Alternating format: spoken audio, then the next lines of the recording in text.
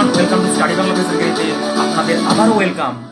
আপনারা যারা ভিডিওতে এআই ইউজ করে থাকেন তারা আজ থেকে সাবধান হয়ে যান। আপনারা হুঁশিয়ারি দিল কেন্দ্র কি বলতে চাইছে কেন্দ্র শুনে নেওয়া যাক।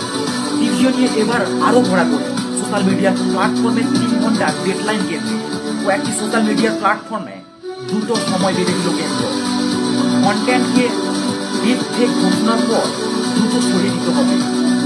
আদালত, পুলিশ, সরকার ডিপ ফেক চিহ্নিত করলেই সরানোর নির্দেশ। 3 ঘন্টার মধ্যে সোশ্যাল মিডিয়া থেকে তুলে নিতে হবে সেই ছবি বা ভিডিও, নির্দেশ দিল কেন্দ্র।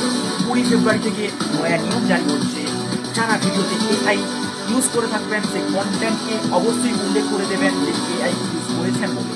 এআই দিয়ে তৈরি ভিডিওগুলিকে আলাদাভাবে লেবেল দিতে হবে এবং নির্দেশ করে দিতে হবে, এবং নিয়ম যদি না মানা হয় তাহলে কেন্দ্র বাধ্য হবে বা এই ইউটিউব চ্যানেল এজেন্টে বা অন্য যে চ্যানেলগুলো এজেন্টে যারা আছেন তারা কিন্তু আপনার অ্যাকাউন্টকে বন্ধ করে দিতে বাধ্য হবে।